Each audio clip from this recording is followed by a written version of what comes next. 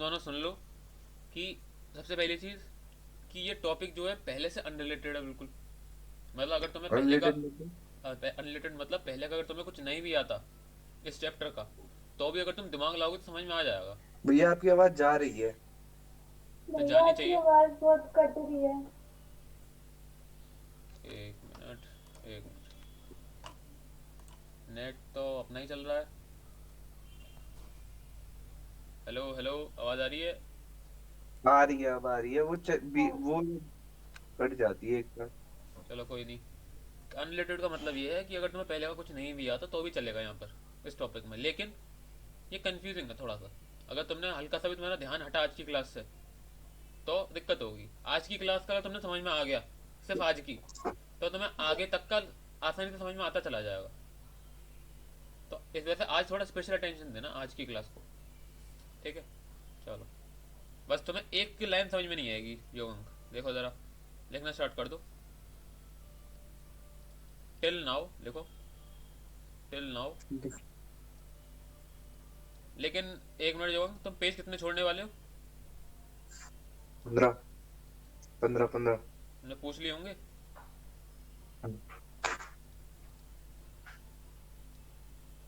अभी तक हमने जो सेंटर ऑफ मास निकाला है डिफरेंट बॉडीज का, till now we have find centre of mass of different bodies by using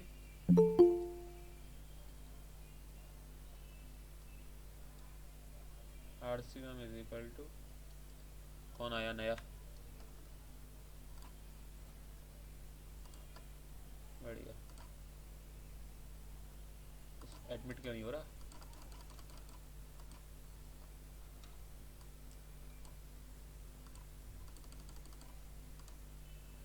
हाँ, दिक्कत आ गई।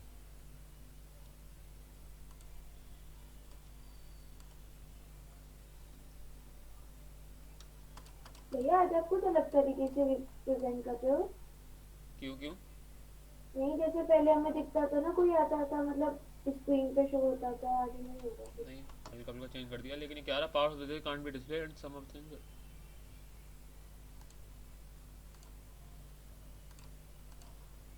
अब मुझे पता नहीं एडमिट क्यों नहीं हो रहा। ठीक है, मेरे को क्या समझ में नहीं आएगा इस क्लास में? तुम्हें सब समझ में आ जाएगा, तुम टेंशन मत लो।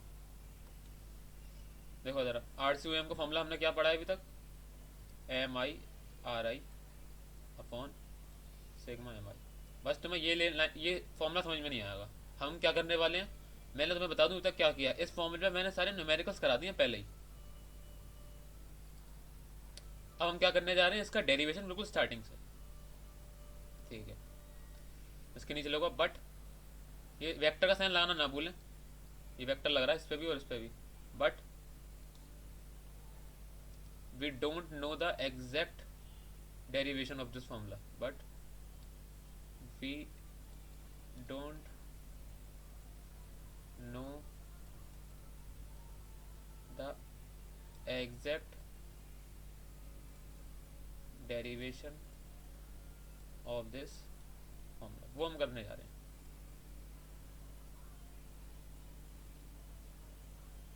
हेडिंग डालो, प्रिसाइज एक्सप्लेनेशन ऑफ। एम आई आ रही क्या? है ना? एम आई आ रही है ना? हाँ एम आई आ रही, हाँ, सिग्मा ये एम आई ये आ रही। है एम आई आर आई, ये आई सबस्क्रिप्ट में और आर के ऊपर वो है वेक्टर, ठीक है? इसके बाद हेडिंग डालो, precise explanation, precise explanation of centre of मास। यहाँ से कहानी हमारी शुरू होती है।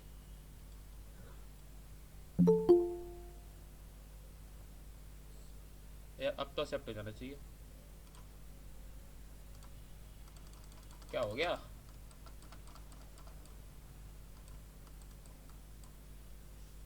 इसका मैसेज हो रहा है वो,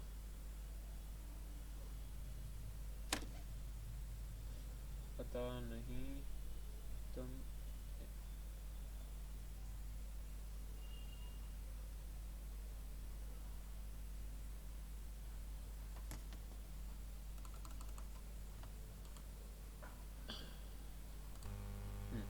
देखो जरा, अभी तक हमने जो न्यूटन लॉज ऑफ मोशन पढ़े हैं, अभी तुम समझ लो, पहले लिखना बाद में। जो हमने Newton's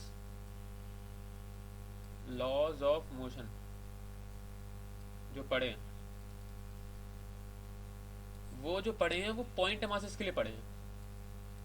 Newton law of motion है ही पॉइंट मासेस के लिए। कहने का मतलब क्या है, तुमने आज तक जहां पर भी F is equal to M A लगाया है, मान लो किसी बॉल में लगाया है, तो तुमने बॉल को पॉइंट ऑब्जेक्ट माना है कि वो एक पॉइंट है। ठीक है, इसमें कोई दिक्कत नहीं है। अब तुमने जब P is equal to M V use किया, तब भी तुमने जिसकी वेलोसिटी ली है उसको तुमने पॉइंट ऑब्जेक्ट माना है कि इसकी ये v वेलोसिटी है। ठीक है, तो तुमने इसका मतलब मैं ये कहना चाह रहा हूँ, अभी तक तुमने पॉइंट ऑब्जेक्ट की डायनामिक्स पढ़ी है अभी तक बस। लेकिन अगर मैं बात करूं एक्सटेंडेड ऑब्जेक्ट्स की,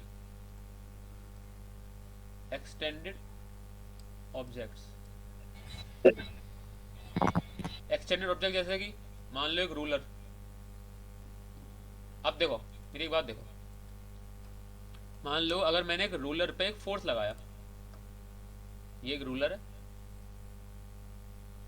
ठीक है, और मैंने इस पे एक फोर्स लगाया मान लो 2 न्यूटन का। ठीक है, ठीक है। अब ये जो जिस पाथ में जाएगा वो कुछ इस पाथ में जाएगा, घूमते हुए जाएगा। तो अगर मैं इस पॉइंट को कंसंट्रेट करूं इस पॉइंट पर, तो वो आगे इस तरीके से घूमते हुए जाएगा आगे। ये अब तो इमेजिन करना है कि ये रूलर घूम रहा है, तो ये वाला पॉइंट इस तरीके से हेलिक्स पार्ट में ऊपर जाएगा।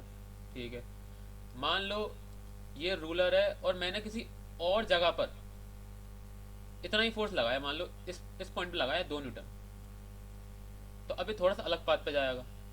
यही फोर्स मैंने अगर कहीं और लगाया, मान लो यहाँ पर 2 न्यूटन, तो यही रूलर थोड़े अलग पाथ पे जाएगा।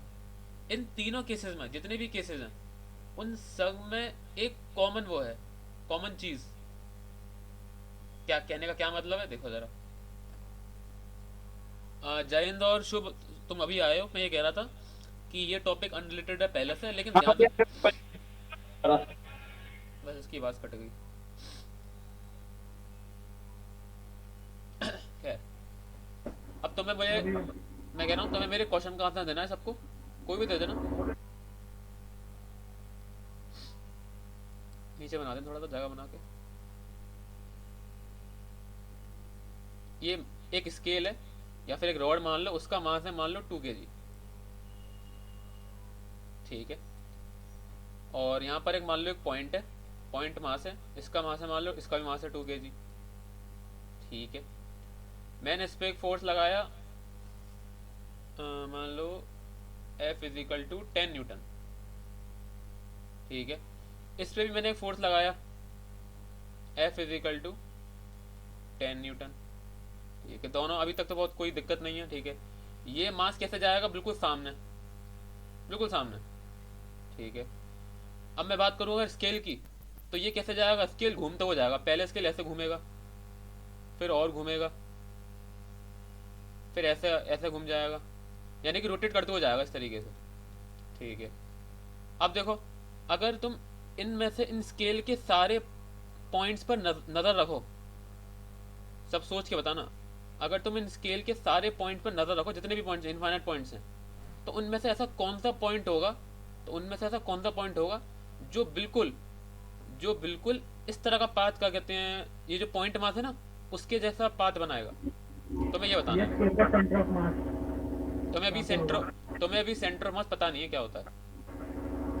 ये उसका मिड पॉइंट। उसका मिड पॉइंट, अरे यार कोई बुला रहा है, एक मिनट रुकना भाई, एक मिनट रुकना, जब तक इस बारे में सोचो जरा। टेंशन मतलब, हाँ, तो तुम्हें ये पता है बस इमेजिनेशन से, अभी तुम्हें सेंटर मास के बारे में कुछ नहीं पता कि इसका जो बीच वाला पार्ट होगा वो बिल्कुल सीधा सीधा जाएगा इस तरीके से, जैसे कि ये पॉइंट मास जाता, बाकी के सारे पार्ट घूमते चले जाएंगे बस।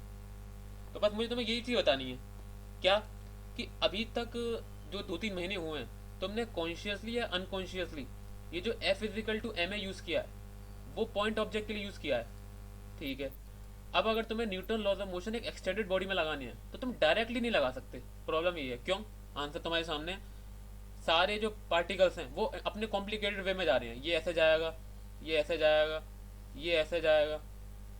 ठीक है, तो हमें एक ऐसी टेक्निक चाहिए, ध्यान से सुनना, हमें एक ऐसी टेक्निक चाहिए जिससे हम Newton laws of motion directly extended body में लगा सकें। डायरेक्टली हम Newton laws of motion directly extended body में लगा सकते हैं। ये चीज लिख लो जरा।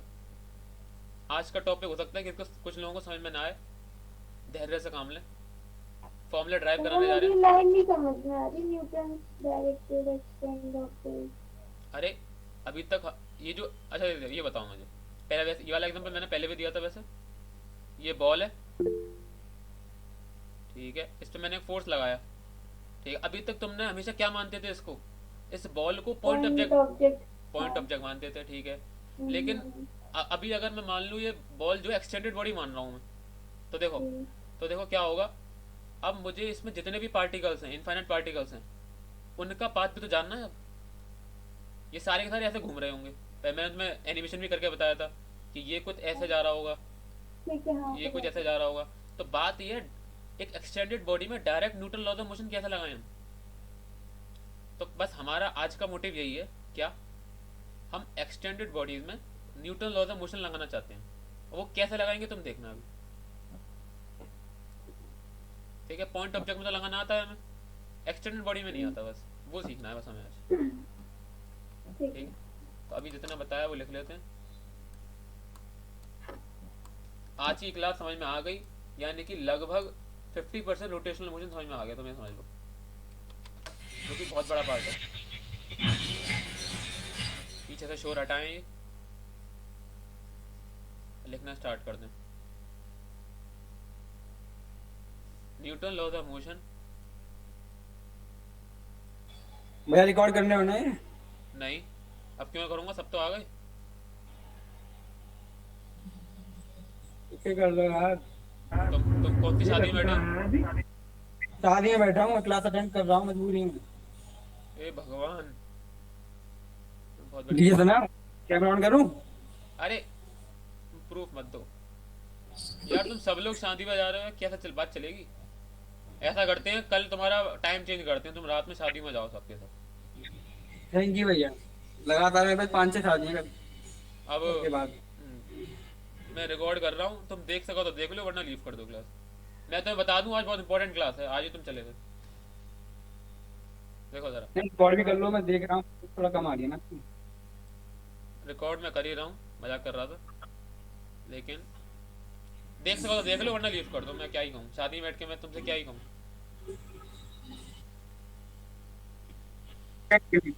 अरे लीव कौन करेगा।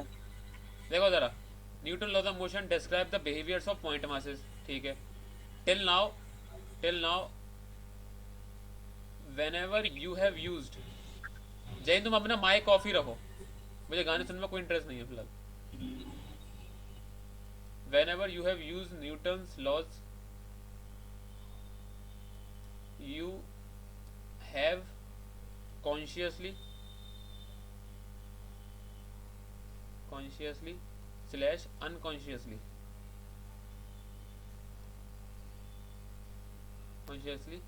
consider the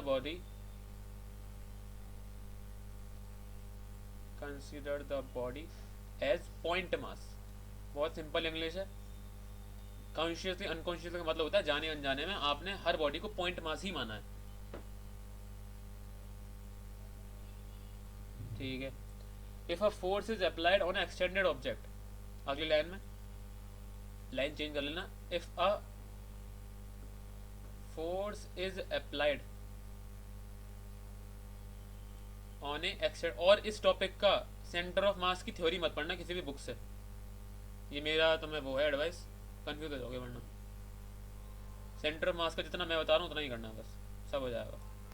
if a force is applied on a extended object,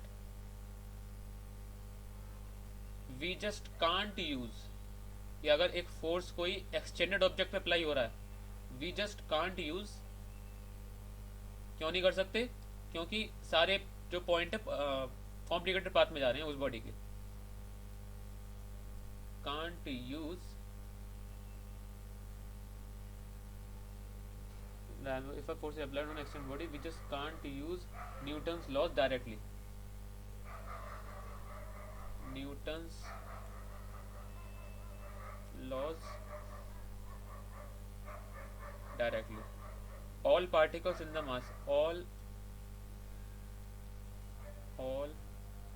particles in the body अभी तक सेंटर ऑफ मास का कहीं जिक्र नहीं आया है, बस ऊपर हेडिंग लिखवाइए, नहीं अभी तक कोई जिक्र नहीं आया। All particles in the body goes in a complicated way, in a complicated way, ठीक है। we need a technique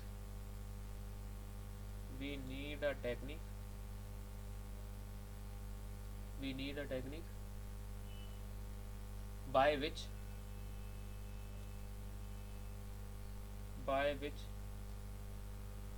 we can apply by which we can apply Newton's laws of motion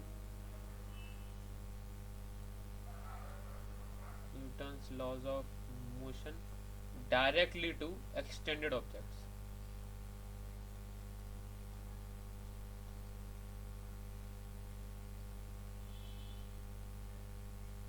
देखो जरा, अगर कोई फोर्स अप्लाई होता है extended body पे तो हम डायरेक्टली न्यूटन लॉ अप्लाई नहीं कर सकते, क्योंकि उसके सारे पार्टिकल्स अलग अलग कॉम्प्लिकेटेड वे में जाते हैं। तो हमें एक टेक्निक चाहिए, वी नीड अ टेक्निक जिससे हम Newton's law directly extended body पे लगा सकें। वो कैसे लगाएंगे देखते हैं, देखो जरा। तो इसी तरह हम अपना एम डिसाइड करते हैं, हमारा एम क्या है, जैसे कि हम डेरिवेशन करते समय भटके ना। तो हम क्या फाइंड करना चाहते हैं, we want to find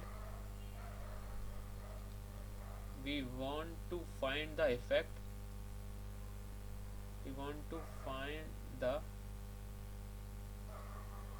effect of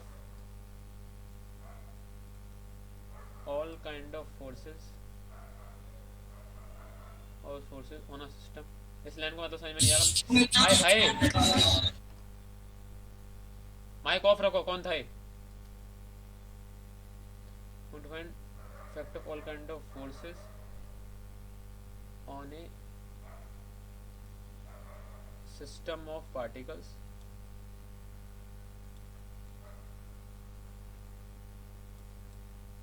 इसका प्रूफ आप कहीं ढूंढे ना, आपको एसएलआर के अलावा शायद कहीं ना मिले, और ठीक हो सकता है एसएलआर में भी ठीक से ना मिले।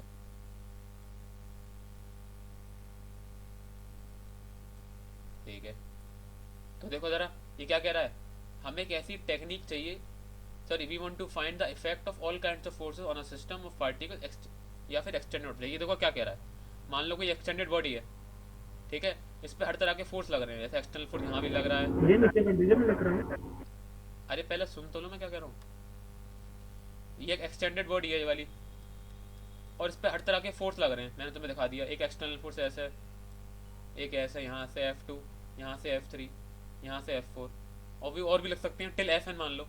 तो हमें क्या देखना है कि इस सिस्टम का क्या होने वाला है, फोर्सेस का क्या इफेक्ट होगा। इंग्लिश पढ़ो ऊपर की, we want to find the effect of all kinds of forces on a system.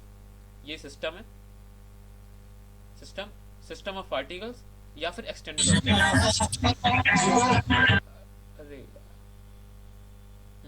System of particles.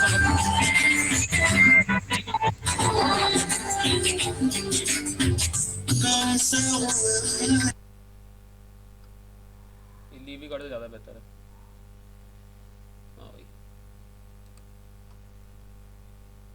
हाँ भाई मैं क्या कह रहा था, भटक गया मैं। हाँ, तो या तो इस कंटिन्यूस बॉडी का हम क्या कहते हैं नेचर पता लगा लें कि इन सारे फोर्सेस के बाद क्या होगा इसके साथ, या फिर सिस्टम ऑफ पार्टिकल्स का, कि मान लो एक फोर्स इस पे ऐसा लग रहा है, एक फोर्स यहाँ से ऐसा लग रहा है, इस पे एक और फोर्स ऐसा लग रहा है, हर बॉडी में कोई ना कोई फोर्स लग रहा है। तो इन सबके साथ क्या होने वाला है हमें ये पता लगाना है। ठीक है, देखो जरा डेरिवेशन अब स्टार्ट होता है। ये दोबारा बता दो, क्या बोला आपने? अरे सिस्टम ऑफ पार्टिकल्स हैं, उन सब पे कई तरह के फोर्स लग रहे हैं कि ये इसको अट्रैक्ट करेगा, ये इसको अट्रैक्ट करेगा। सबसे पहले तो एक दूसरे को सब लोग अट्रैक्ट कर रहे होंगे, साथ में मान लो बाहर से भी कोई फोर्स लग रहा है इन पर, एक्सटर्नल फोर्सेस। तो हमारा मोटिव क्या है, बस we want to find the effect of all kinds of forces on a system of particles या फिर एक्सटेंडेड ऑब्जेक्ट्स। ऊपर का तुम्हें प्रॉब्लम याद होगी कि हम Newton law of motion direct नहीं लगा सकते, तो अब हमको लगाने का स्टार्ट कर रहे हैं। हम इफेक्ट जानना चाहते हैं फोर्सेस का क्या होता है एक्सटेंडेड बॉडीज पे। ठीक है, हम सिंप्लिसिटी के लिए आसानी के लिए हम पहले के 2 पॉइंट पार्टिकल्स को क्या कहते हैं वो करेंगे, सिस्टम ऑफ पार्टिकल्स को एनालाइज। अगर हमें 2 का समझ में आ गया तो हमें 3 का भी आ गया। 3 का मतलब 4 का भी, 5 का भी, 6 का भी, n का भी, n पार्टिकल्स का। और हम उसमें हम n की जगह इन्फाइनाइट लगा दें, वो समेशन का इंटीग्रल हो जाता है, तो हम हमें कंटिन्यूस का भी आ गया। कहने का मतलब ये है, अगर मैंने 2 पॉइंट मासेस को एनालाइज कर लिया कि उनके साथ क्या होने वाला है जब एक्सटर्नल फोर्सेस वगैरह लगते हैं, तो मैं कितने का भी लगा सकता हूँ एक्सटेंड करके फिर।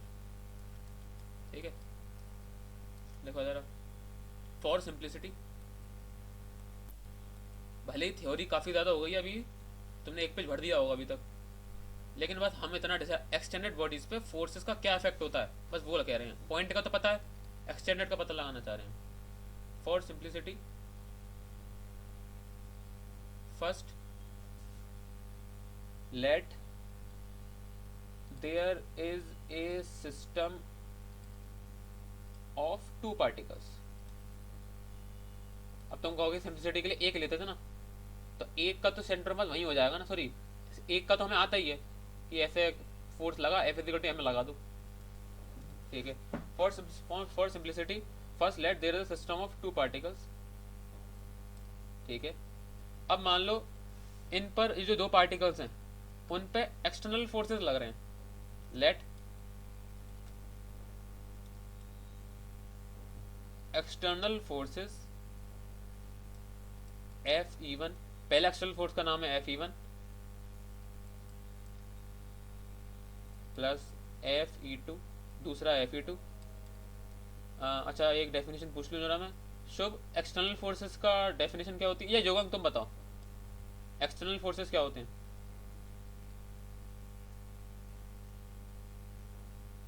जो फोर्स उस पे बाहर से लगती है। सही है, लेकिन इस बाहर का क्या मतलब है? मतलब बाहर का मतलब आउटसाइड। सिस्टम की बात है। सिस्टम के बाहर से। अगर मैं थोड़ा प्रिसाइज होके बोलूँ तो जिस फोर्स का ओरिजिन सिस्टम के बाहर से होता है वो एक्सटर्नल फोर्सेस होते हैं। अब ज़्यादा सही है। ठीक है, तो देखो ज़रा डायग्राम बनाते हैं। 2 पार्टिकल बनाते हैं, जैसे पहले कार्टेशियन प्लेन, इस पर 2 पार्टिकल्स हैं, m1 मास का और एक m2 मास का। यहाँ पर m1 मास और m1 मास का पोजीशन वेक्टर है मान लो r1। ठीक है, एक है m2 मास, इसका मान लो पोजीशन वेक्टर r2। ठीक है, अब देखो ज़रा, सबसे पहली चीज़, क्या तुम्हें ये ऐसा लगता है कि m1 और m2 एक दूसरे को अट्रैक्ट करेंगे?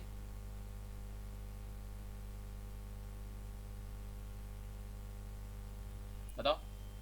ये इसको मैं नाम दे देता हूँ F12, इसको मैं नाम दे देता हूँ F21। क्या ये दोनों मासेस एक दूसरे को अट्रैक्ट करेंगे? बिल्कुल करेंगे, ऑल मास अट्रैक्ट ईच अदर। ठीक है, क्या मुझे कोई F12 और F21 में रिलेशन बता सकता है? आवाज कोई करता दोबारा। ये इक्वल एंड अपोजिट होंगे वो। तो मैं जोगांग ये पूछ रहा था कि F12 और F21 में तुम्हें रिलेशन पता है इक्वेशन के साथ? मतलब इक्वेशन में कैसे लिखूंगा मैं, बताओ। m1 into m2 upon r square ऐसे करके। अरे मैं ये पूछ रहा हूँ F12 और F21 में रिलेशन क्या है? ग्रेविटी। 2 मास हैं, वो एक दूसरे को अट्रैक्ट कर रहे हैं। ये पहला वाला मास दूसरी बॉडी को अट्रैक्ट कर रहा है F21 फोर्स से, दूसरा वाला मास पहली बॉडी को कर रहा है F12 फोर्स से। तो दोनों में रिलेशन क्या है? ग्रेविटेशनल फोर्स लग रहा है इनमें। अरे भैया, ग्रेविटेशनल फोर्स लग रहा है, रिलेशन है, ये इक्वल एंड अपोजिट हैं, यानी कि F12 is equal to minus F21। Newton law था मोशन, न्यूटन का थर्ड लॉ। बहुत बढ़िया। अब देखो जरा, और साथ में मैं तुम्हें बता दूं F12 और F21 इंटरनल फोर्सेस हैं। इंटरनल क्यों? क्योंकि सिस्टम के अंदर से ही लग रहे हैं। M1 और M2 को हमने सिस्टम मान रखा है, देखो यहाँ पर लिख रहा है ना। इसका मतलब F12 और F21 इंटरनल फोर्सेस हैं। ठीक है, अब बनाते हैं एक्सटर्नल फोर्सेस जो हमने ऊपर लिखे हैं, Fe1, Fe2, Fe3। देखो जरा, एक मान लो फोर्स लग रहा है एक्सटर्नल यहाँ से, भैया बोलो। ये चीज समझ में नहीं आती जो ए माइनस का साइन क्यों आ जाता है, फिर वो दोनों इक्वल हैं तो इक्वल है लेकिन अपोजिट भी तो है उन Then- दोनों। सुनो सुनो यार, ये क्वेश्चन बहुत बेसिक है। मैं कंफ्यूज हो रहा हूँ। देखो, ये दो वेक्टर हैं, इनका मैग्नीट्यूड भले ही क्या कहते हैं वो है, दोनों की लेंथ देखो बराबर है, इन दोनों की जो लेंथ है वो बराबर है। लेकिन अगर मैं वेक्टर में बात करूंगा तो इसका जो डायरेक्शन है वो उल्टा है ना, तो मुझे इसमें -1 का इंटू करना पड़ेगा F12 को इक्वल करने के लिए। Yes, बंदे को तो नहीं वेक्टर क्लास यार इक्वल एंड अपोजिट पे तुम्हें क्या समझ में नहीं आ रहा है, बताओ मुझे। नहीं, ये आ गया, मतलब वेक्टर की कह रहा हूँ उससे। वेक्टर की मैंने तुम्हें बता तो दी है, रोटेशनल से पहले दे दूंगा मैं, तो तुम्हें टेंशन मत लो। देखो जरा, मान लो और भी कई तरह के फोर्सेस लग रहे हैं, साथ में बनाते जाओ। ये मान लो एक यहाँ से भी लग रहा है, ठीक है, तो हमारे पास 3 एक्सटर्नल फोर्स आ गए, ठीक है। तो अब हमें सबसे पहली चीज़ क्या करनी है, M1 और M2 के लिए इक्वेशन बनानी है हमें, फॉर M1। देखो जरा ध्यान से देखना, कुछ ऐसा याद आ रहा है, F net is equal to M A. तो M1 पे देखो कितने तरह के फोर्सेस लग रहे हैं, एक लग रहा है F12 और एक लग रहा है FE1। ये किसके इक्वल होगा, M1A1। F net is equal to M A, याद होगा। M2 के लिए बनाते हैं, देखो M2 पे कितने तरह के फोर्सेस लग रहे हैं, F21 प्लस नेट, तुम बस F net is equal to M A कर दो, बस बात खत्म। F ये शायद F E3 है डायग्राम में, E2 और E3। हाँ E2 ही है, ध्यान से देखो, हाँ FE3 प्लस FE2, तो F net is equal to M A M2A2, ठीक है। इन इक्वेशन को नाम दे दो, ऐसा करो, ठीक है। तो ऐसा करो, इन दोनों इक्वेशन को सम कर दो, इक्वेशन 1 प्लस इक्वेशन 2, तो देखो क्या बनेगी, ध्यान से देखना।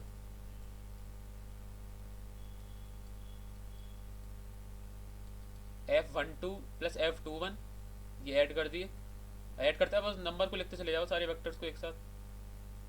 FE1 plus FE2 plus FE3 is equal to M1A1 plus, और मैं वेक्टर लगाना भूल गया भाई, माफ़ी, यहाँ पर वेक्टर लगेगा, एक्सेलरेशन वेक्टर क्वांटिटी है, ठीक है, M2A2, ठीक है। अब देखो, ये जो इतने तरह के फोर्सेज आए हैं, इनका हम कैटेगराइजेशन कर सकते हैं।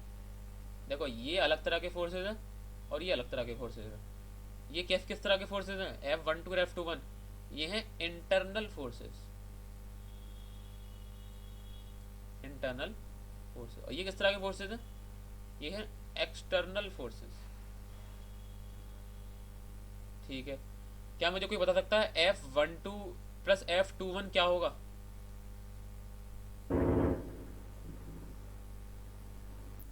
ये कौन F12 प्लस F21 क्या होगा। दीक्षु अपना माइक ऑफ करो, कोई बता सकता है F12 प्लस F21 क्या होगा।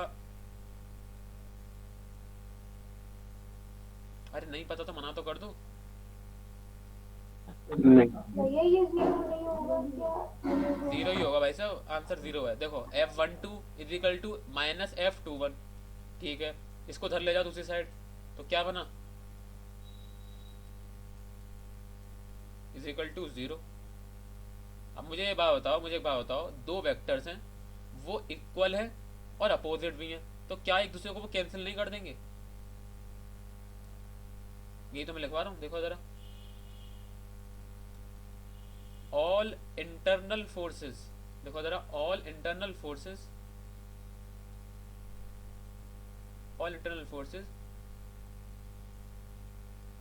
Cancel out each other, because, क्यों, because for every internal force, for every internal force, for every internal force there exists a equal and opposite pair, there exists a equal and opposite pair। देखो मैंने लिखवाया all internal forces cancel out each other, यानी कि अभी तुम लिख लेना, मान लो एक की जगह मान लो 4 पार्टिकल्स हैं इस तरीके से, तो ये चारों पार्टिकल एक दूसरे को अट्रैक्ट करेंगे, ये इसको और ये इस तरीके से, ठीक है। तो जब तुम इन सारे वेक्टर्स का वेक्टर सम निकालोगे तो वो क्या कैंसिल आउट नहीं हो जाएगा सिस्टम के अंदर, ये वाला वेक्टर इसको काट देगा, ये वाला वेक्टर इसको काट देगा, ये वाला वेक्टर इसको काट देगा और ये वाला वेक्टर इसको काट देगा। तो कहने का मतलब ये है इंटरनल फोर्सेस का, किसी सिस्टम के अंदर इंटरनल फोर्सेस का वेक्टर सम हमेशा 0 होता है। क्यों? क्योंकि आप कोई भी वेक्टर अगर पकड़ेंगे, मान लो ये वाला वेक्टर मैंने पकड़ लिया, तो सिस्टम के अंदर इसका इक्वल एंड अपोजिट पेयर बैठा हुआ है, ये रहा। तो मैंने इसको पकड़ लिया तो इसका इक्वल एंड अपोजिट एक पेयर बैठा हुआ है यहाँ पर, ये रहा इसका भाई। मैंने ये चीज लिखवाई है तुम्हें,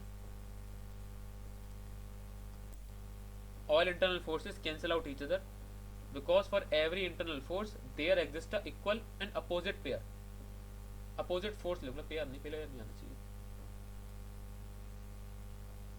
ठीक है।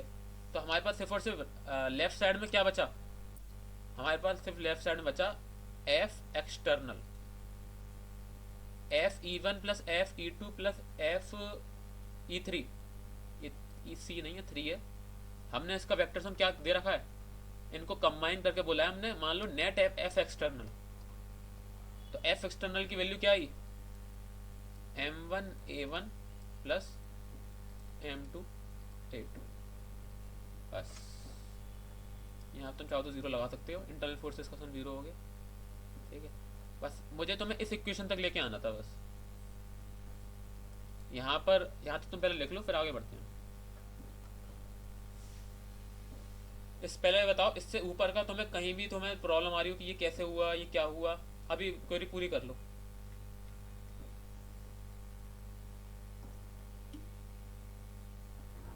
नहीं भैया नहीं। सिस्टी वगैरह भाई बता दो।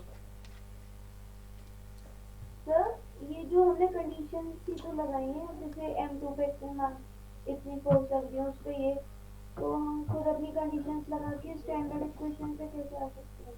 यही तो बात है, सुनो सिर्फ 2 ही तरह के फोर्सेस हो सकते हैं, कि या तो वो सिस्टम के अंदर से लग रहा होगा या वो सिस्टम के बाहर से लग रहा होगा, ठीक है। जितने भी सिस्टम के अंदर से लग रहे हैं वो सब कट पिट के 0 हो जाएंगे, ठीक है। और जितने भी एक्सटर्नल से लग रहे हैं, बाहर से लग रहे हैं, उन सब का वेक्टर सम मैंने FEXT कह दिया। तो मैंने लगता कि सारी पॉसिबिलिटी कवर कर ली है हमने। सर हाँ और बस। अगर मार्क्स 3 होंगे तो सर यहाँ पे फिर हाँ फिर यहाँ पर अब देखो, जब 3 होगा तो क्या होगा, देखो मैं अभी बता दे रहा हूँ, वैसे डेरिवेशन होगा नहीं, अंडरस्टूड होगा ये। देखो जरा, अगर मान लो 3 मास हैं इस तरीके से, तो ये वाला इसको अट्रैक्ट करेगा, ये इसको अट्रैक्ट करेगा, ये इसको, ये इसको, ये इसको और ये इसको। अब देखो सारे पेयर मैंने बना दिए हैं, अब तुम सबका वेक्टर सम बोलो इंटरनल फोर्सेस का, ये एक बार फिर एक दूसरे को काट देंगे सारे। जैसे कि मान लो ये काटेगा इसको, ये काटेगा इसको और ये काटेगा इसको। तो कहने का मतलब ये, तुम्हें ये स्टेटमेंट याद रखना है कि इंटरनल फोर्सेस का वेक्टर सम हमेशा 0 होता है, ठीक है। ठीक है सर। और एक्सटर्नल फोर्स तुम्हें जो भी लग रहे हो, मान लो बाहर से कोई बड़ी चीज़ अट्रैक्ट कर रही हो या फिर इसको रस्सी बाहर से खींच रही हो, तो ये सारे एक्सटर्नल फोर्सेस हैं। उन सब एक्सटर्नल फोर्सेस का वेक्टर सम मैंने कह दिया FEXT। चलिए अब देखो ज़रा, इस लाइन के ऊपर लिख लेना, मैंने लिखवाना भूल गया, रिमेंबर इट, यहाँ लिख लेना रिमेंबर इट, ऐसा ब्रैकेट बना कर, रिमेंबर इट, ठीक है। इस इक्वेशन को नाम देता हूँ मैं 3, ठीक है। अभी ध्यान से देखो जरा, F इजिकल टू M होता है, ठीक है। तो मैं इसको खोलता हूँ F इजिकल टू M और A,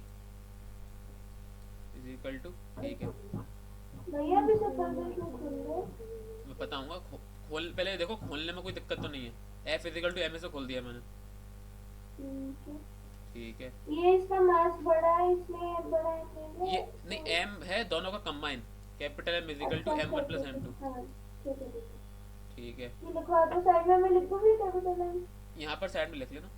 हाँ ठीक अब रुको रुको, एम, अब ए क्या होता है? ए मतलब एक्सेलरेशन।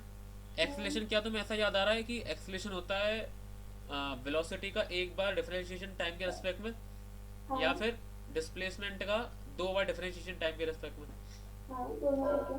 तो मैंने ये लिखवाया था ए इज इक्वल टू, या तो लिख लो D V upon D T, या लिख लो D square X upon D two square, या D square R upon D two square. ये याद है? ये वाली नहीं आती है। अरे इसका मतलब है 2 बार डिफरेंशिएशन टी के रेस्पेक्ट में, हाँ वो तो ठीक याद है। है। देखो ज़रा, तो इसको मैं लिख सकता हूँ यहाँ पर D R, sorry D square R upon D T square, और ये ऊपर जो चला आ रहा है वो तो चला ही आ रहा है, M one A one plus M two, भैया मैं से डीवी अपॉन डीटी में क्यों नहीं तोड़ रहा? क्योंकि अभी डेरिवेशन की नीड ये वाली है, डिस्प्लेसमेंट की है, मतलब पोजीशन की है फिलहाल, वो पता लग जाएगा अभी, ठीक है। अब देखो, मुझे अगर मैं आज का तुम्हें कंक्लूजन बताऊं तो मुझे तुम्हें ये वाली क्वेश्चन रीड करवानी है बस। देखो कैसे, एम वन ए वन क्या है, हम ऊपर जाते हैं। एम वन नहीं, M one A one combined क्या है? एम वन ए वन है net force on M one. देखो जरा, हमने सारे फोर्स को सम करके एम वन ए वन के इक्वल रख दिया था ना। एम वन ए वन क्या है? Net force on M one. लिखो यहाँ पर, ये क्या है? Net force on M one. ये क्या है? Net force on M two. चलिए यहाँ तक लिखें।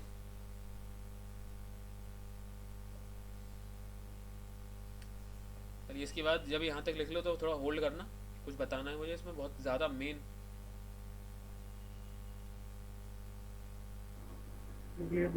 चलो अब देखो ज़रा, कान ज़रा अपने दिमाग थोड़ा खुला रखें, कुछ अटपटी चीज़ हो सकती है अभी अभी। देखो ज़रा, ये क्वेश्चन हमसे क्या कह रही है, इस क्वेश्चन को रीड कराना है मुझे तुम्हें बस, कैसे ना कैसे। ये क्वेश्चन हमसे क्या कह रही है? Net force on M one plus net force on M two, यानी कि net force on system, net force on system किसके इक्वल है? नेट फोर्स ऑन सिस्टम किसके इक्वल है? M D R square upon D two square, या फिर M A के, ठीक है। तो आप सिस्टम पे जितने भी फोर्सेस लगा रहे हैं वो बिल्कुल ऐसे बिहेव करते हैं जैसे जैसे कोई कैपिटल एम मास की बॉडी हो जिसकी पोजीशन आर हो और उसका एक्सेलरेशन ए हो। नहीं समझ में आया? अगर आप किसी दो पार्टिकल का सिस्टम है और उस पर कई तरह के फोर्सेस लग रहे हैं दुनिया भर के, ठीक है, तो वो सिस्टम कैसे बिहेव करता है? Net force on the system, ये net force on the system था, तो ये कैसे बिहेव करेगा? जैसे कि किसी एम मास का कोई जो पॉइंट मास है उसका ए एक्सेलरेशन हो। जैसे कि कहने का मतलब ये है, हमने 2 पॉइंट मास की एनालॉजी निकाल ली। मैं बता देता हूँ क्या कहना चाह रहा हूँ मैं। ये कैपिटल एम कहाँ से आ गई? अच्छा एक बात बताओ, सुनो सुनो सुनो, चलो मैं बता दे रहा हूँ, मुझे लगा था उसमें कंफ्यूज हो गए। ये जो एफ एक्सटर्नल फोर्स लग रहा है वो कौन सी बॉडी पे लग रहा है? पूरे सिस्टम पे लग रहा है ना, पूरे जो एफ एक्सटर्नल, तुम डायग्राम में देख लो, हमने एफ एक्सटर्नल किस किस को कहा है? इसको, इसको और ये वाला total external force. Total external force किस पे लग रहा है? क्या ये दोनों पे नहीं लग रहा? दोनों का कहते हैं एम वन और एम टू पे कंबाइंड, जो एफ एक्सटर्नल है। बताओ, जो एफ एक्सटर्नल है यहाँ पर जो लिखा हुआ है ये रहा, वो किन किन पे लग रहा है? एम वन और एम टू दोनों पे लग रहा है। तो जब मैं F is equal to M A से खोलूंगा तो किसका मास आएगा यहाँ पर? दोनों का कंबाइन आएगा ना, इस वजह से मैंने लिखा है एम। या यहाँ पर चाहो तो लिख लो जो सृष्टि कह रही थी, टोटल मास ऑफ सिस्टम। ये लिख दूंगा ना, M1 प्लस M2 करते हैं ना। अरे M1 और M2 चाहो लिख लो, कोई दिक्कत नहीं है, M1 प्लस M2 लिख लो, या तुम्हें ज़्यादा दिक्कत हुई चलो ऐसे कर लो, M1 प्लस M2 लिख लो, ठीक है, कोई दिक्कत नहीं होनी चाहिए, क्योंकि दोनों की बात सेम ही है, मुझे कोई दिक्कत नहीं है दोनों में। अब सही है शुभ? हेलो शुभ? मुझे क्या दिक्कत है, तुम बता दो, मैं ब्रैकेट में लिख रहा हूँ अलग से। नहीं तुम चाहो तो ऐसे लिख लो, कोई दिक्कत नहीं है, फॉर्मूला वही निकल के आने वाला, ठीक है।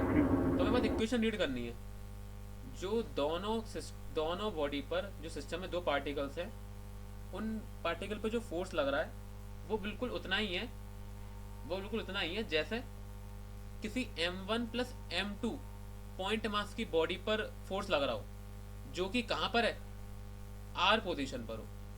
कहने का मतलब ये है, मान लो ये एक R वेक्टर है और यहाँ पर एक मास है m0, ठीक है, और इस पर एक फोर्स लग रहा है, दुनिया भर के फोर्स लग रहे हैं इस पर, ठीक है। तो मैं मान लो R वेक्टर दे दिया गया, ठीक है। तो मैं अगर इसका एक्सेलरेशन वेक्टर निकालना है तो तुम क्या करोगे, इसका 2 बार डिफरेंशिएट करोगे, या पहले वेलोसिटी निकालते हैं। अगर तुम्हें इसकी वेलोसिटी निकालनी है किसी भी टाइम पर तो तुम क्या करोगे, dr/dt। तुम्हें अगर इसका एक्सेलरेशन निकालना है तो तुम इसका एक बार डिफरेंशिएशन कर दोगे, तो वो क्या आ जाएगा, d²a/dt², सॉरी d²r/dt², ठीक है। अब देखो ये चीज देखो, ये जो a है वो किसका एक्सेलरेशन है, m0 बॉडी का, ठीक है, और जो r है वो किसकी पोजीशन है, m0 बॉडी की। ये वाली बात बताऊंगा समझ में आएगी नहीं, ये जो एक्सेलरेशन है वो किसका आया, m0 बॉडी का। ये जो r पोजीशन आई, ये जो पोजीशन इसके अंदर है वो किसकी लगी हुई है, m0 बॉडी की। सेम चीज यहाँ देखो, यहाँ पर हमसे इक्वेशन कह रही है नेट फोर्स जो कि सिस्टम पे लगा हुआ है M1A1 प्लस M2A2, वो बिल्कुल किसकी तरह है, जैसे एक M1 plus M2 point mass की कोई बॉडी हो, जो कि कहां पर सिचुएटेड हो, R पर, कैपिटल R पर। यानी कि एक्सटेंडेड बॉडी कैसे बिहेव करती है, यहाँ बना दे रहा हूं तुम्हें।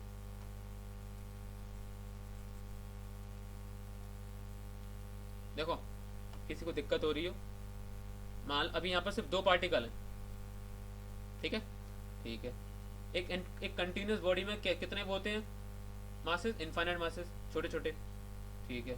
तो अगर मैं यही फॉर्मूला, ऊपर वाला फॉर्मूला एक कंटिन्यूस बॉडी के लिए बनाऊंगा तो क्या आएगा, तो देखो ऐसा आएगा, जितने भी सारे m है वो, देखो मैं यही चीज यहाँ पर लिख रहा हूँ, ये आई चीज यहाँ पर सिग्मा mi, एक्सेलेरेशन आ गया ये रहा, ठीक है। और यहाँ पर आऊंगा, इसको मैं कैपिटल M नाम दे रहा हूँ, ठीक है। ये चीज नीचे, ये भी चीज नीचे लिख दे रहा हूँ, m dr², एक बार में समझ में नहीं आएगी, बार बार समझे, is equal to sigma mi/ai। देखो ये बॉडी की क्या कह रहा है, कोई कंटिन्यूस बॉडी है, उस पर कई तरह के फोर्सेस लग रहे हैं दुनिया भर के, ठीक है। तो ये कंटिन्यूस बॉडी कैसे बिहेव करेगी, नेट, ये क्या है, net force on the system, जिसको मैं अंडरलाइन इसमें सर्कल कर रहा हूँ, ये क्या है, MIAI, net force on the system कैसे बिहेव करेगा, बिल्कुल वैसे ही जैसे कोई m मास की कोई पॉइंट बॉडी हो और वो कहाँ पर सिचुएटेड हो, R पर, और जब हम इसको कैलकुलेट करेंगे तो लगभग R यहाँ पर आएगा, ठीक है। एक बार इसकी थ्योरी लिखो, थ्योरी से और ज्यादा समझ में आएगा, देखो जरा। तभी मैंने ये वाला डेरिवेशन था वो सारे न्यूमेरिकल करने के बाद करवाया है, सारे के सारे, और ये समझ में आ गया तो तुम्हें सब समझ में आ गया, समझ लो, इतना तो लिखना ही था, ठीक है। फिर नीचे लिखो, मैंने तो बताई थी न्यूटन लॉज ऑफ मोशन क्या कहते हैं, पॉइंट मास के लिए लगता है बस। अभी ऊपर बताई थी कि न्यूटन लॉज ऑफ मोशन या फिर F is equal to M A सिर्फ पॉइंट मास के लिए खुद क्या कहते हैं यूज होते हैं। आगे देखो जरा। ये अभी फॉर्मूला लिखना नहीं था तो हमने लिखवाया था सिग्मा एम आई है नहीं नहीं वो नहीं लिखना था, यहाँ तक लिखना था बस ये। और काट दो कुछ। काट दो काट दो।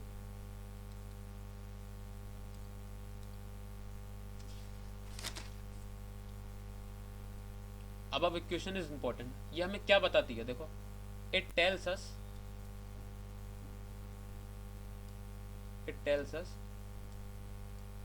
Net force on all the particles of system. मुझे ऐसा लगता है कि अभी तक तुम जितना पढ़े हो तुम्हें सबसे ज़्यादा कंफ्यूजिंग यही लगेगा बस, और कुछ नहीं लगेगा। अभी तक तुमने जितना भी पढ़ा है फिजिक्स में।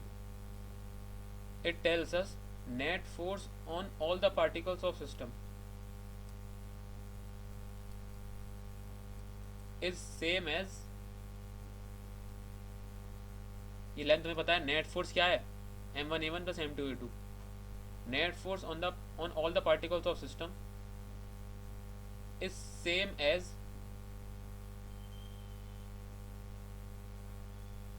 product of total mass of system, product of total mass of system times the acceleration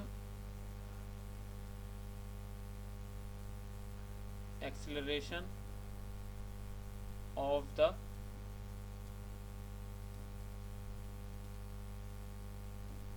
total mass। ये सिस्टम में पे लिखा है किसके बाद? सिस्टम के बाद total mass of times the acceleration of the total mass as if it is located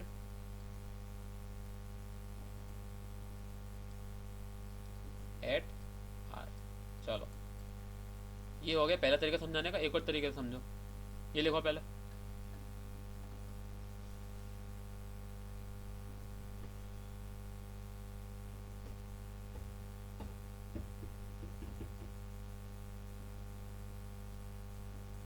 लिख लिया?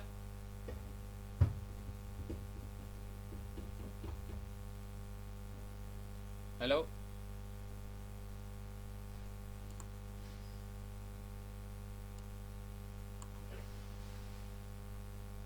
लिख लिया भाई? सृष्टि, जयेंद्र, सॉरी जयेंद्र तो चला गया। हाँ भैया लिख लिया मैंने। अब देखो एक तरीका और है मेरे पास समझाने का। देखो तुम्हें पता है अच्छी तरीके से कि if F is equal to M A को रीड कैसे करते हैं। देखो रीड कैसे करते हैं मैं बताता हूँ। जब कोई एम मास की कोई बॉडी है, पॉइंट ऑब्जेक्ट, उस पर जब एफ फोर्स लगता है तो वो ए एक्सलेशन से उस डायरेक्शन में जाती है। इसको ऐसे रीड करते हैं F is equal to M A को। ठीक है, पहली चीज। ठीक है, मुझे एक बात बताओ, m1a1 प्लस m2a2 क्या है? Net force on the system. Right side है m1a1 प्लस m2a2। ठीक है, राइट साइड देखो, मास तो मुझे समझ में आ गया m1 प्लस m2। मेरा क्वेश्चन ये है, ये जो एक्सेलरेशन है वो किसका है? ये जो एक्सेलरेशन है वो किसका है ये शायद सिस्टम का ही होगा। बताओ। सिस्टम का लग रहा है। भैया सिस्टम का दोनों उनको मिला के नहीं सुनो नहीं, एक मिनट। जो m1 है उसका एक्सेलरेशन a1 है, हाँ जो m2 है उसका एक्सेलरेशन a2 है। तो ये कैपिटल है किसका एक्सेलरेशन है? इनको मुझे मिला के एक नहीं, नहीं, नहीं। बना उसका। भैया सिस्टम का एक्सेलरेशन है ये। यही तो मुझे तुम्हें बताना है। ये एक्सेलरेशन है, ये एक्सेलरेशन है एक आर का ये एक्सेलरेशन है आर वेक्टर का। यानी कि ये हमें इक्वेशन ये बता रही है, यहाँ मैं लिख देता हूँ साइड में, capital M A vector is equal to m1a1 plus m2a2। ये हमें इक्वेशन ये बता रही है कि ये जो एक्सेलरेशन है वो एक ऐसे पॉइंट का एक्सेलरेशन है जिसकी लोकेशन क्या है? R vector. तो कहने का मतलब ये है अगर मुझे कभी भी पूरे सिस्टम का एक्सेलरेशन निकालना हो m1 a1 plus m2 a2 तो मैं क्या करूँगा, ये a निकाल लूँगा, मेरा डायरेक्ट उसी से एक्सेलरेशन आ जाएगा पूरे सिस्टम का। ये मैंने भी तो यही बोला था, सिस्टम का एक्सेलरेशन। सिस्टम का एक्सेलरेशन है, लेकिन एफ इक्वल में किसी पॉइंट पे लगता है, तो कहाँ पर है ये कहाँ पर सिचुएटेड है, ये आर पर है सिचुएटेड, मतलब कहने का मतलब ये है। तो देखो सेंटर ऑफ मास का जब आइडिया पढ़ाया जाता है बिल्कुल बेसिक तरीके से, तो बच्चों के दिमाग में घुसता नहीं है, तो ये तुम्हारे घुसाने का तरीका है। देखो हम बार बार, अभी तो तुम्हारे पास सिर्फ 2 पार्टिकल हैं, मान लो 3 हुए तो, 4 हुए तो, 10 हुए, 100 हुए तो तुम सबका अलग m1 और plus m2 o2 plus m3 a3 plus m3 a4 calculate करोगे ना। तुम असलियत में क्या करोगे, टोटल मास और ये वाला एक्सेलरेशन। अब बस तुम्हारा एम क्या है, ये एक्सेलरेशन कैसे आएगा। तुम्हें अगर राइट साइड वाली चीज पता लगानी है तो या तो तुम इंडिविजुअली निकाल लो सबका m1 a1 plus m2 a2 plus m3 a3 plus m3 a4 ऐसे हजार करोड़ों पार्टिकल्स का, या फिर जो लेफ्ट में चीज है उससे निकाल लो कि total mass of the system into acceleration of A point अब पता नहीं कहां पर है पॉइंट, ही हमें ये पता चला है कि ये आर वेक्टर पर है। देखो ध्यान से देखो, मैंने ए को खोल के क्या लिखा है, D square R upon D two square. फिर से सुनो, हमें अगर पूरे सिस्टम का एक नेट फोर्स निकालना है तो या तो मैं इंडिविजुअली सबका ले लूं या फिर total mass of the system लूं into acceleration of a arbitrary point. अब वो पता नहीं कहां पर है सिचुएटेड, फिलहाल वो आर पर है सिचुएटेड, वो जो पोजीशन है जिसका हमें एक्सेलरेशन निकालना है वो आर पर है। तो हमारा मोटिव क्या है असलियत में, हमारा मोटिव है आर वेक्टर निकालना। हमारा मोटिव क्या है, आर वेक्टर। इसका क्या फायदा होगा कि अगर तुम्हें मान लो वो चाहिए, पूरे सिस्टम का नेट फोर्स चाहिए तुम्हें, तो तुम क्या करोगे, इसको 2 बार डिफरेंशिएट करोगे और m से इंटू करके पूरे सिस्टम का नेट फोर्स निकाल लोगे। आसान हो गया कि नहीं, जल्दी बताओ। अगर मैंने आर वेक्टर निकाल लिया तो मैं क्या करूंगा, इसको 2 बार डिफरेंशिएट करूंगा, यानी कि D square R upon D two square, total mass of the system से क्या कहते हैं इंटू कर दूंगा। तो ये क्या आ जाएगा मेरे पास, यहाँ पर क्या था right side, net force on the system. बस ये है हमारा शॉर्टकट। तो देखो हमें सिस्टम ऑफ पार्टिकल्स है हमारे पास बहुत सारे, 1000 2000 करोड़ों में भी हो सकते हैं। मुझे सब पे नेट फोर्स निकालना है, तो मैं क्या करूंगा, इन सब का टोटल मास इनटू ये जो आर वेक्टर है इन पूरे सिस्टम का, उसको 2 बार डिफरेंशिएट करके m से इनटू। डेरिवेशन देखो और हो सकता है समझ में आए। अब हमें निकालना है ओवरऑल आर वेक्टर। भैया हमें टोटल मास तो कोई गिवन ही होगा। हाँ टोटल मास गिवन होगा, आर वेक्टर को निकालने के लिए अलग है। बस आर वेक्टर निकालना सीख जाए तो सब हो जाएगा हमारा काम। ठीक है। तो हम, तुम्हें दिख रहा होगा हम एक्सटेंडेड बॉडीज पे फोर्स लगाना डील कर रहे हैं, कैसा लगता है भैया बोलो। थोड़ा दोबारा बताना। तुम टेंशन मत लो, टॉपिक थोड़ा अटपटा सा है। अभी तुम लिखना स्टार्ट करो, फिर समझा दूंगा पूरा का पूरा। So if we find R vector, we can solve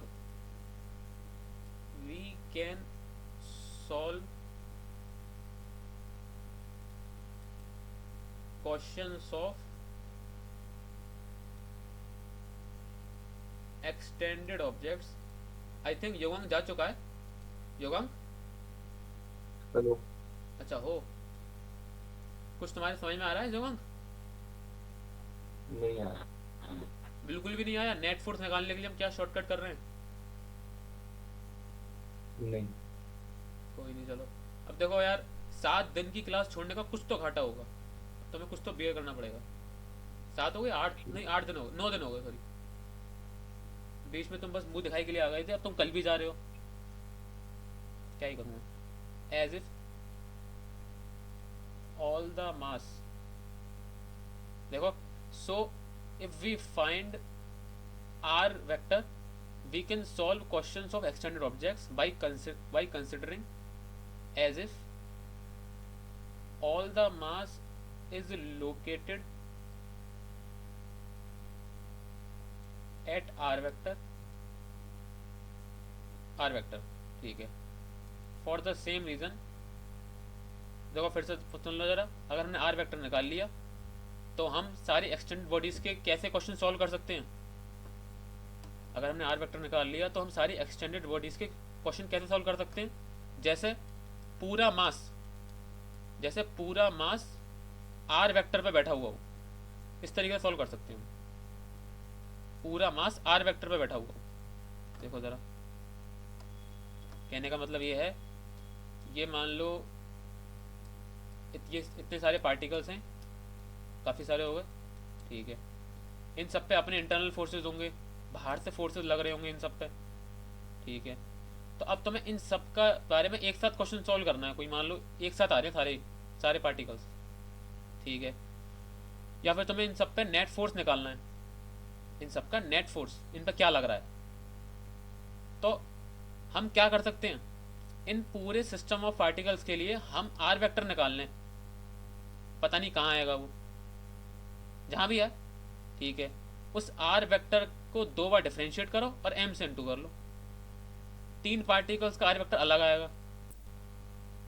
तो आर वेक्टर का ये फायदा है, इस आर वेक्टर का अलग एक नाम है, मैं बताऊंगा अभी। एक बार बता दो। मैं ये कह रहा हूँ, ये इतने सारे पार्टिकल्स हैं, आगे ध्यान किसी कर नहीं रहा है। सुनो, ये इतने सारे मासेज हैं, मुझे इन सब पे एक दूसरे को फोर्स लगा रहे होंगे, इन पे बाहर से भी कुछ ना कुछ फोर्स लगा रहे होंगे, पता नहीं कैसे लग रहा होगा, कुछ भी हो सकता है वो, ठीक है। तो बस मैं तुम्हें इतना बता रहा हूँ कि अगर तुम्हें नेट फोर्स निकालना है इन सब पर, तो तुम चाहो तो क्वेश्चन ऐसे सॉल्व कर सकते हो, क्या कि इन सारे सिस्टम ऑफ पार्टिकल्स का एक आर वेक्टर आएगा, जो हम अभी कैलकुलेट करना सीखेंगे। मान लो यहाँ पर ये आया आर वेक्टर यहाँ पर, तो हम क्या मान सकते हैं कि पूरा का पूरा, एक तरीके से पूछ, रुको ये आर रुको, वेक्टर है क्या ये? वही तो निकालना है, सुनो, नहीं है क्या ये एक्चुअली आर वेक्टर? ये एक पोजीशन है, ये एक पोजीशन है जहां पर हम मान रहे हैं कि पूरा मास बैठा हुआ है। कहने का मतलब ये है, अगर तुम्हें m1 a1, मुझे कोई दिक्कत नहीं है एक्चुअली इतनी बार बताने में, क्योंकि मुझे पता है कंफ्यूजिंग टॉपिक है, इस वजह से मैं बार बता रहा हूँ, वरना अभी तक इरिटेट हो गया होता हूँ। देखो ज़रा, ये तो सारे पार्टिकल्स हैं, आगे भी और आएंगे, इन सब का अलग अलग निकालने से बेहतर है क्या कि ये इक्वेशन हमें क्या बता रही है, मैं इस इक्वेशन का यूज़ कर रहा हूँ और कुछ नहीं कर रहा, बस ये इक्वेशन हमें क्या बता रही है कि आप मान सकते हैं कि पूरा जो मास है वो आर वेक्टर पे बैठा हुआ है, जितना भी मास है वो आर वेक्टर बैठा हुआ है, ठीक है। ऐसा क्यों मान रहे हैं हम, क्योंकि हमें इक्वेशन वाली कह रही है क्या कि m इंटू ए इक्वल होगा net force on the system. m तो हमें समझ में आ गया, total force on the system, sorry total mass of the system. r क्या है, हमें निकालना है। इसका फायदा क्या होगा जब ये निकल आएगा, आप जब आर वेक्टर निकाल लेंगे तो आप ये मान सकते हैं कि पूरा का पूरा मास इस आर वेक्टर पर है, कैपिटल M। और अब तुम इस पे जितने भी फोर्स लग रहे हैं F एक्सटर्नल, मान लो F एक्सटर्नल नेट ये आया, अब तुम इस पे लगा सकते हो। देखो जरा, पहले मैं निकलवा दूं आर वेक्टर क्या आएगा, फिर हम देखते हैं। सो इफ वी फाइंड, ऊपर स्टार लगा देना, so if we find R vector we can solve questions of extended objects by considering as if all the mass is located at R, ठीक है। For the same reason,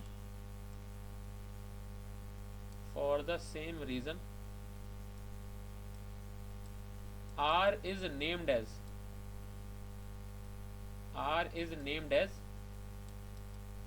the location of centre of मास। ठीक है, अब तुम्हें चीज़ें हो सकता है क्लियर हो जाए। देखो अब तुम्हें ये वाला वर्ड समझ में आ गया ना। अब लॉन्ग तुम्हें अभी समझ में नहीं आएगा, जिन्होंने पहली क्लास कर रखी उनको समझ में आ जाएगा। भैया लॉन्ग है ही नहीं। अरे अभी बता तो दूं। देखो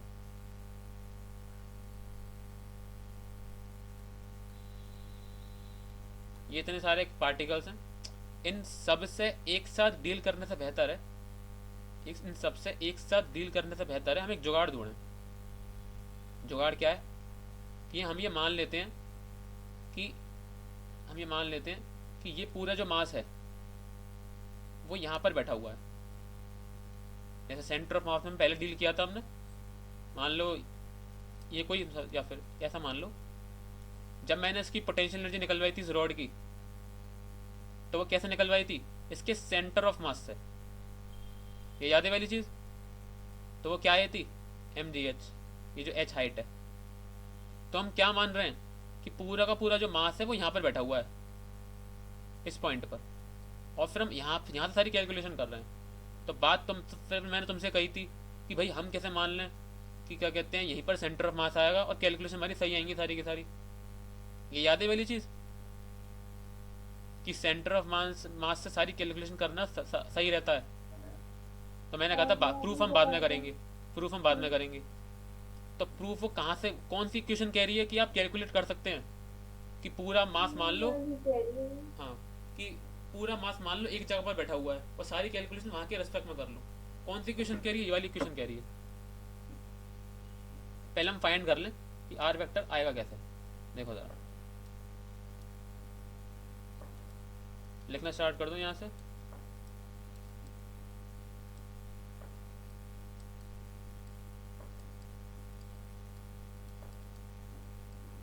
ये कितने लोग पढ़ाएंगे आप आज? जब तक टॉपिक कंप्लीट नहीं होगा।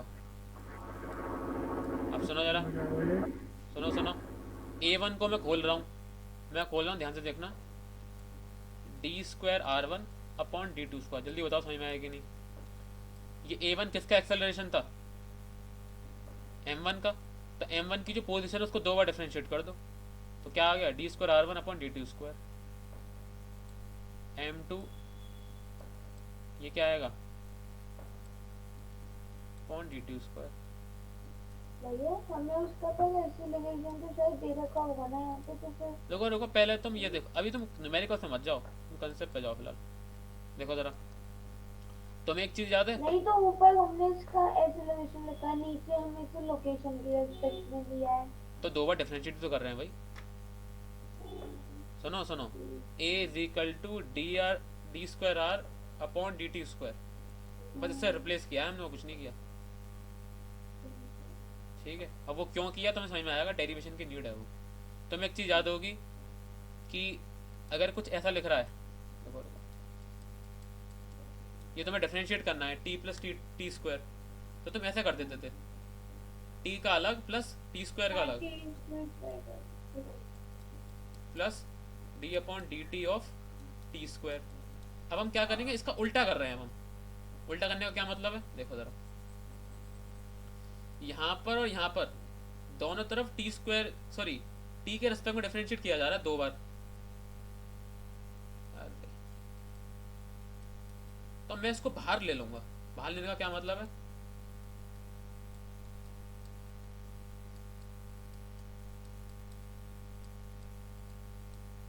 देखो जरा, जब ये d अपॉन dt² अंदर जाएगा तो m1 बाहर आ जाएगा कांस्टेंट, और अंदर क्या बचेगा, सिर्फ बचेगा क्या d² r1 अपॉन dt²।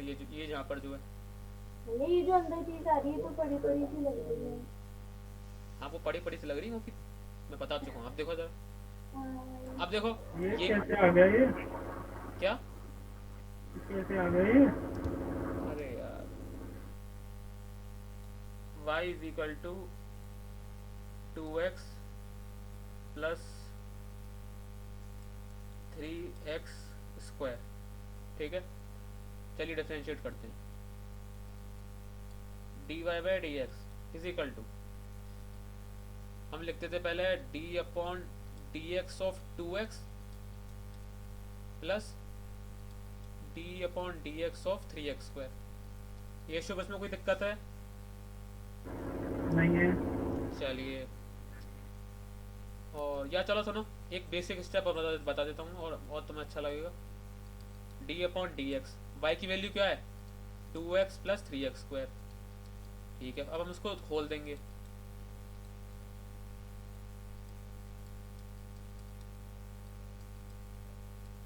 ये सारी स्टेप करके बताओ तो समझ में आएगा। ठीक है, अब सुनो, जो कांस्टेंट है वो तो बाहर आ सकता है। ठीक है, तो यहाँ क्या बचेगा? 2 बाहर आ गया। D upon D X of x plus 3 D upon D X of x²। ये बात समझ में आई? तो मैं शुभ कांस्टेंट बाहर आ गया, बची हुई का डिफरेंशिएशन कर दो। आ गया। हाँ, ये आ गया। अब हमने जो ऊपर किया है वो इसका उल्टा किया है, रिवर्स में। यहाँ पर 2 की जगह क्या था? m1। ठीक है, x की जगह क्या था? r1। x² की जगह क्या था? r2। 3 को अंदर ले गए और ये जो दोनों डिस्ट्रीब्यूटेड थे उन दोनों को कंबाइन कर लिया यहाँ पर बाहर। ध्यान से देखो जरा, ऊपर देखो ध्यान से, जल्दी देखो। नीचे वाला दिखाई हुई है।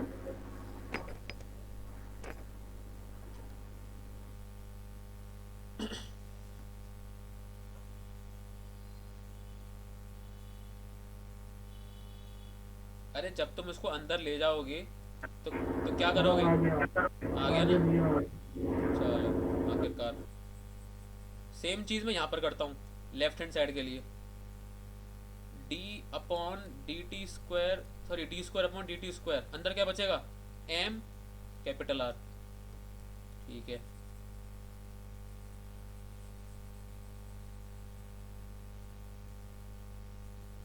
चलो देखो, यहाँ पर भी D square upon D T square, यहाँ पर भी D square D T square, दोनों जगह यही है। इसका मतलब अंदर वाली जो चीज़ है वो इक्वल है एक दूसरे के, तभी इनका डिफरेंशिएशन भी इक्वल आ रहा है।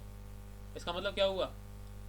M R is equal to m1r1 plus m2r2।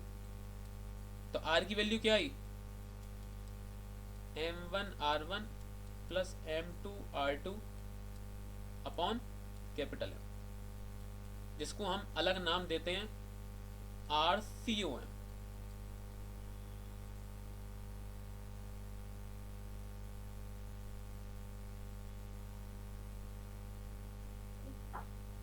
Clear वही? क्लियर? हाँ बोलो। ये तो भाई इक्वेशन आ गई जो हमने पढ़ी थी।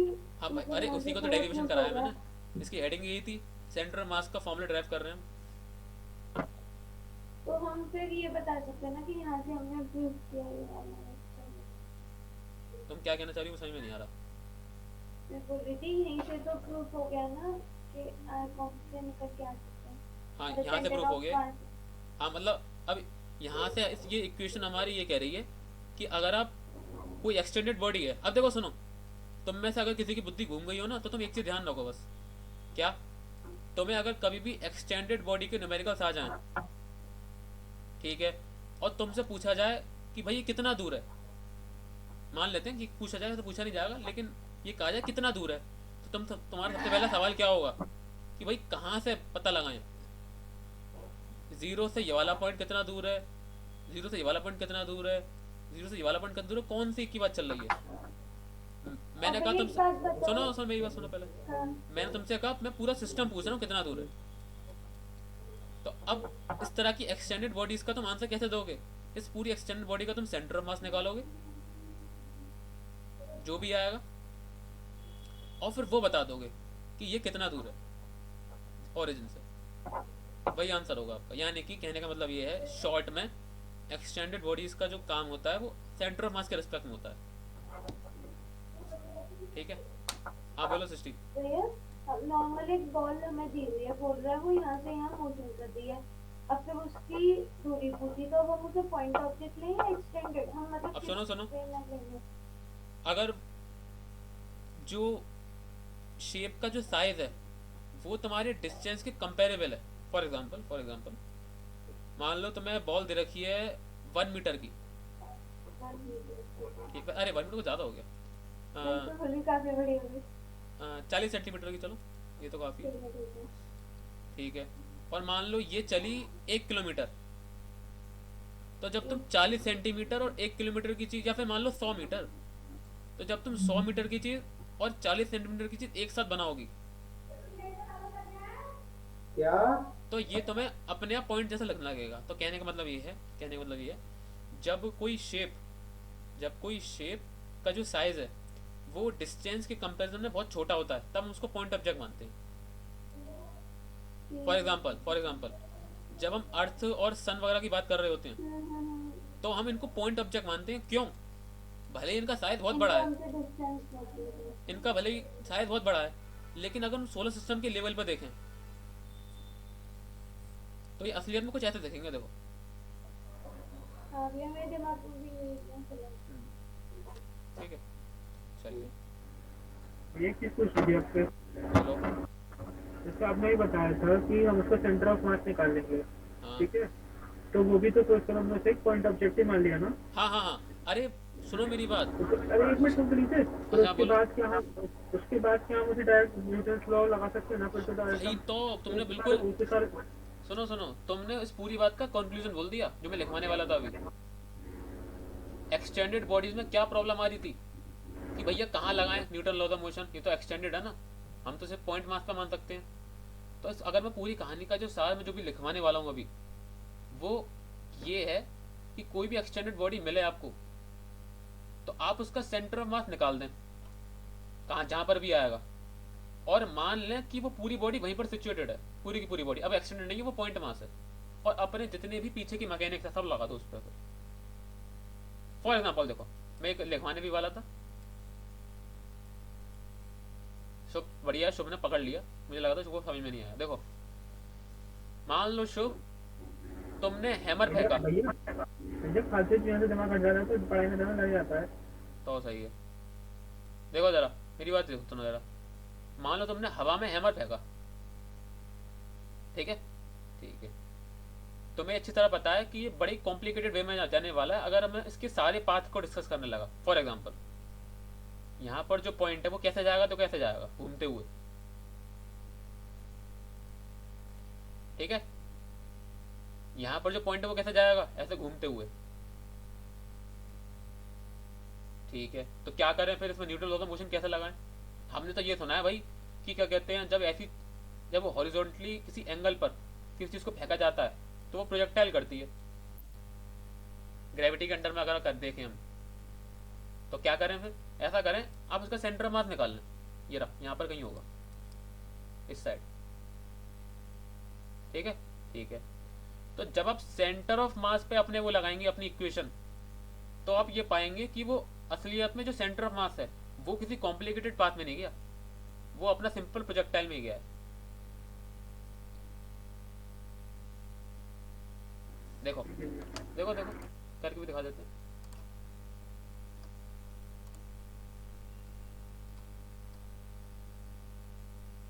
बस यार मैं इसको करके तो दिखाऊंगा, इसमें सोचना। बॉल का एग्जाम्पल ले लीजिएगा ना। हाँ नहीं नहीं, समझ में आ गया, समझ में आ गया, सब वही बॉल का करने वाला था मैं, सही करे, ठीक है।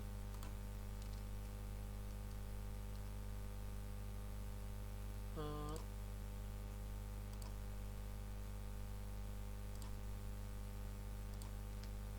ठीक है, अभी मैं सिर्फ बाउंड्री वाले पॉइंट्स को कंसीडर कर रहा हूँ, ठीक है।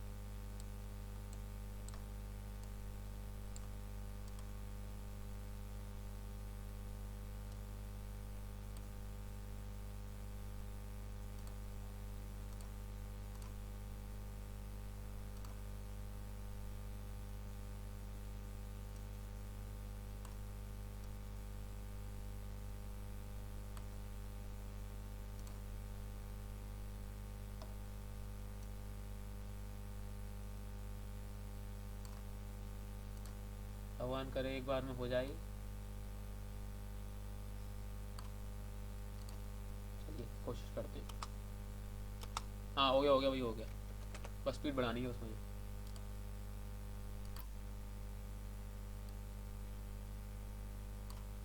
ध्यान से देखना,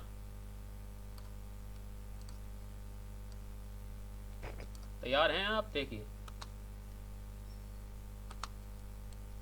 देखो ब्लू और ब्राउन डॉट को देखो,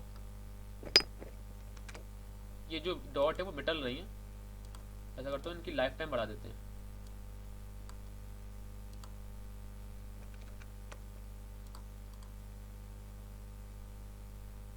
एनिमेशन बनाने के लिए क्या करना पड़ता है?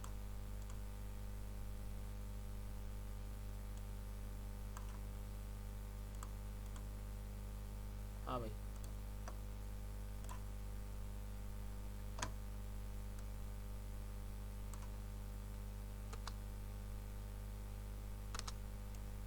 देखो भाई ध्यान से देखो, पिंक वाली लाइन देखो, पिंक वाली वो किसकी क्या कहते हैं लाइन है?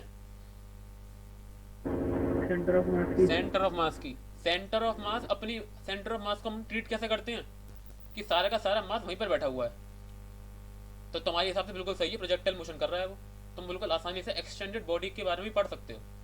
लेकिन अगर तुम सारे पॉइंट के बारे में पढ़ना शुरू करते तो ब्राउन वाले पार्टिकल को देखो, सॉरी ब्राउन वाले पॉइंट की पोजीशन का ट्रेस देखो कैसे जा रहा है। समझ में आ रहा है क्या कहना चाह रहा हूँ? आप किसी भी एक्सटेंड बॉडी पे जब फोर्स लगे, आप मान लीजिएगा कि सारा मास जो है उसके सेंटर ऑफ मास पे बैठा हुआ है। बस बिंदास सारी कैलकुलेशन करो, फिर कोई दिक्कत नहीं होगी।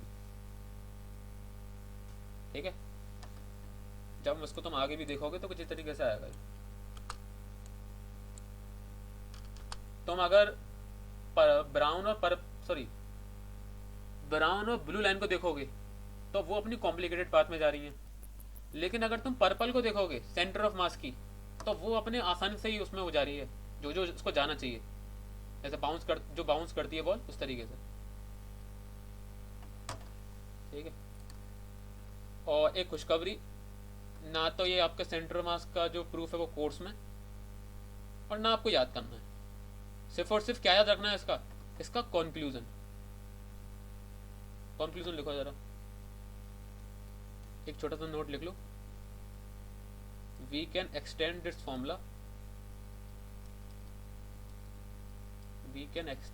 Formula, for n particles. हम पहले कर चुके हैं, आगे लगते चले जाएंगे, m1r1 plus m2r2 plus m3r3 और इनफाइनाइट पार्टिकल्स। इनफाइनाइट पार्टिकल यानी कि कोई कंटिन्यूस बॉडी है। ठीक है, अब इन पूरी बात का कंक्लूजन लिख लो।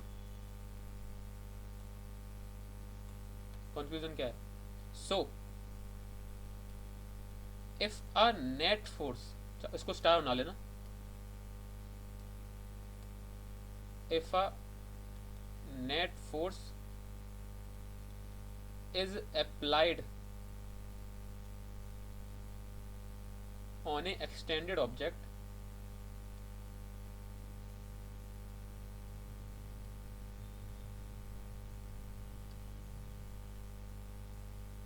ध्यान से देखो, अगर कोई नेट फोर्स लगा, बहुत सारे तरह के फोर्स लगा रहे हैं किसी एक्सटेंडेड ऑब्जेक्ट पर, देन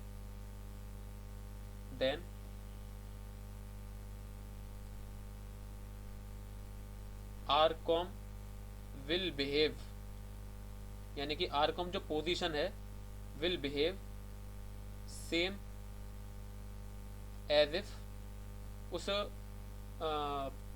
ये जो सिस्टम ऑफ मास है उसका जो आरकॉम होगा विल बिहेव, यहाँ पर विल हैव नहीं आएगा, विल बिहेव आएगा, इंग्लिश गलत हो गया। Will behave same as if the net force, गलत क्यों, as if the net force is applied to a point object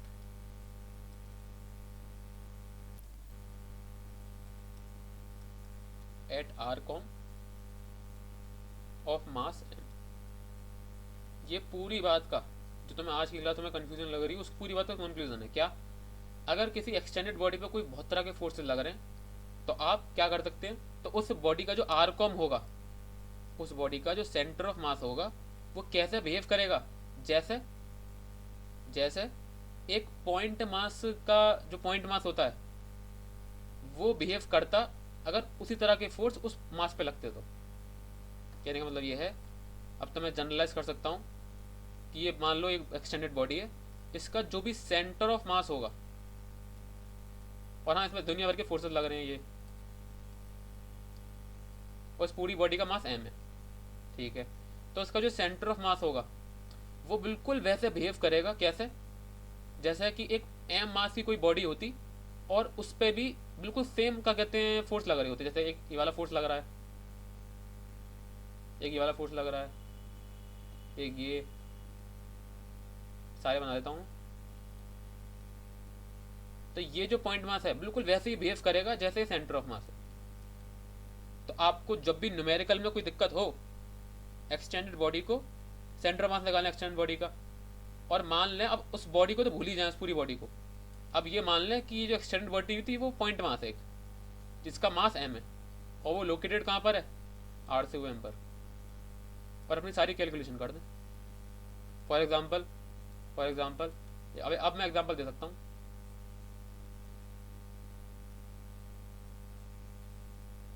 ये कोई बॉडी है, तुम उससे पूछा गया पोटेंशियल एनर्जी बताओ उसकी, कैसे बताओगे, इसका सेंटर मास निकाल लो, ऐसा करो। कैसे निकालते हैं वो बता दिया था मैंने, कहीं ना कहीं हो सकता है यहाँ पर आ जाए, ठीक है।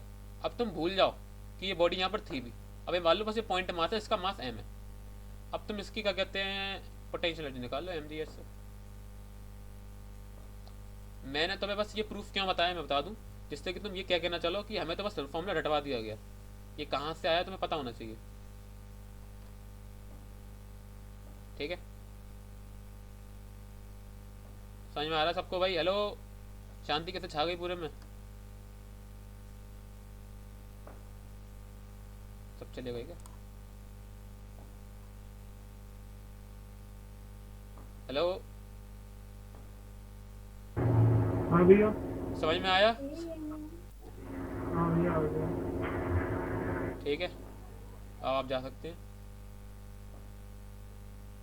और इसको याद मत करना भाई, इस प्रूफ को याद करने बैठ जाओ। नमस्ते भैया। नमस्ते सर। ये एक बार स्क्रीन दिखा दीजिए, लास्ट जो मैंने दिखाया है। कॉन्फ्यूजन है। नमस्ते भैया। नमस्ते। भैया आप तो टाइम की बोल रहे थे कल। कल करूँगा ना। फिर क्या करोगे, तो मैं महीने का नहीं कर लोगे आपसे? कल मतलब कल तुम कहीं जा रही हो क्या? कल और करूंगी ना, क्योंकि नहीं, अगर भैया परसों भी अगर दिन का हो गया तो परसों की भी कर लूंगी, परसों शाम में जाऊंगी। देखो तुम जो फेवरेबल टाइमिंग हो, जो भी इंटरवल हो कि यहाँ से यहाँ तक, यहाँ से यहाँ तक, वो मुझे मैसेज कर देना। लकी से भी यही कह दूंगा।